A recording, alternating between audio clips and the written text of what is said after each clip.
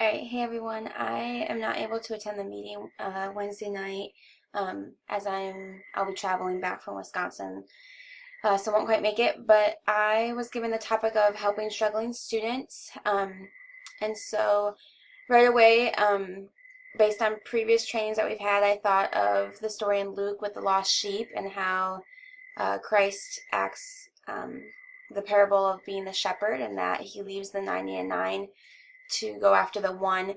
And this is part of the verse in verse 6, where Christ says, "Rejoice with me, for I have found my sheep which was lost." And I think we as instructors are asked to act as shepherds in some aspects as we reach out to the lost sheep in our class that we have. So President Eyring, when he was interviewed regarding his call to be president at BYU Idaho, and he says that the essence of BYU Idaho and Ricks College before that is that individual investment of faculty and staff in the lives of everyday students. This is in the same interview where he talks about the criteria for acceptance and how it's lower compared where other colleges were raising their acceptance criteria. BYU Idaho was either maintaining or lowering it, and because their reason is because there is great potential in what may be considered everyday students, that we don't need to take the best of the best, but rather we can have ordinary students and reach their potential by focusing on them and helping them along the way. So I have an example of this. Last semester I had two students that I was concerned about. In one particular, her name was Jennifer, and she was very on top of things during the first unit of the semester. And then all of a sudden, the next unit due date came, and she hadn't turned anything in. And I also allow students one extension per semester, and she hadn't requested that extension. I knew she was pregnant at the time. I knew that she was working crazy hours, and was pretty stressed about the course, but was doing well. And so I emailed her the day after the due date, as I was concerned, and heard nothing back through email. And so a couple days later, right before the 7-day grading period was coming up, I emailed her again and still heard nothing back. And I am one that email is a lot easier for me. And so I was getting a little nervous if she wasn't responding, and my fear was that something had happened to her family. And so finally, I decided to call her, and I left a message one night. And this sort of was outside my comfort zone as far as being an online instructor. I don't have a lot of, I guess, face-to-face time, so to speak. And she called back later that night, and was grateful that I had reached out to her, and she told me a little bit what was going on in her life at that time. And through that, we were able to work out a way for her to get her assignments in and not lose quite as many points, and understand her situation. Prior to this experience, in my first 2 semesters teaching, I was pretty black and white on due dates. I didn't really take personal life situations into play when I considered whether or not I would accept their work. But in this semester, there was a lot of prayer that went into how to help Jennifer as well as my other student, and I think one aspect that I saw was that it was dependent upon the student. As I said, I had 2 students do the same thing.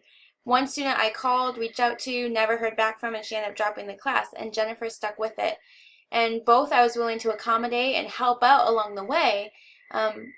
But once again, we see that 2 different students can react and respond to the situation differently. So with struggling students, we can ask questions of how can we contact them. Obviously, email is probably the easiest way for most of us, but perhaps a text message if it's especially a younger individual, a younger student, a phone call, trying to see if they're ever like online on iLearn3 and doing instant messaging. When should we contact? At what point along the way? Do we give them a week before we are worried? Do we give them a day? Perhaps maybe an email at a day, but if it's been a week, then maybe a phone call. And why should we contact? As we learn with the mission of BYU Idaho, is to help our students learn and grow and reach help them reach their potential and see their potential. And so we shouldn't contact just because we want them to participate in a discussion board, which would be great if they did, but we should also be reaching out to them as a child of God and making sure that they are doing okay. Types of struggling students. This comes from a great resource through the online training or online where our group is. I don't know exactly what the website is called, but I searched struggling students and there's tons of resources that came up. And so this article summarizes 4 types of struggling students, which I think is important to identify where each student may fall under. One is they're not trying. We all have a few of those every semester where even from the very beginning they don't do anything. They don't log in, they don't participate at all, and they either end up dropping the class or we have to put incomplete. The second is that they lack in self-confidence. Perhaps they are new to online learning, or they don't feel confident that they are in the right place.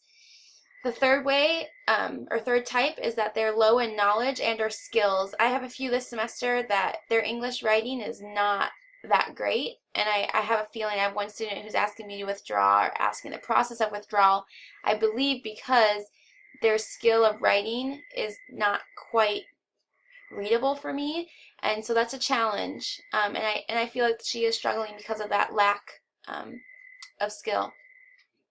The fourth reason is lack of understanding of a concept. Perhaps there's a concept in your class that's very confusing to them and they just can't quite get it, and so they could struggle with that.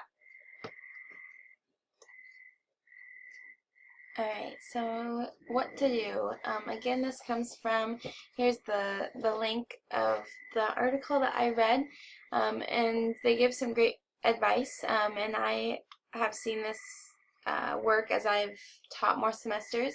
Is starting off on the right foot, so providing opportunities for students to meet with you, whether it's through office hours, through weekly meetings, perhaps opening your virtual office, the Adobe Connect, to meet one-on-one. Simply being available, especially at the start of the semester. Maybe it's more, emails every other day or whatever you do. For example, towards the end, most units I send a weekly email out, but maybe at the beginning of the semester, doing emails every other day or every day to some students would be more beneficial to allow them to know that you're available. Probably most importantly, I would advise praying for guidance. I felt this last semester with Jennifer, my example, that there's a lot of prayer in what I should do. Act quickly. If you notice a student who has been active is suddenly not active, then you have a few days, I think, to respond, to get their attention, to reach out to them, to go after the lost sheep.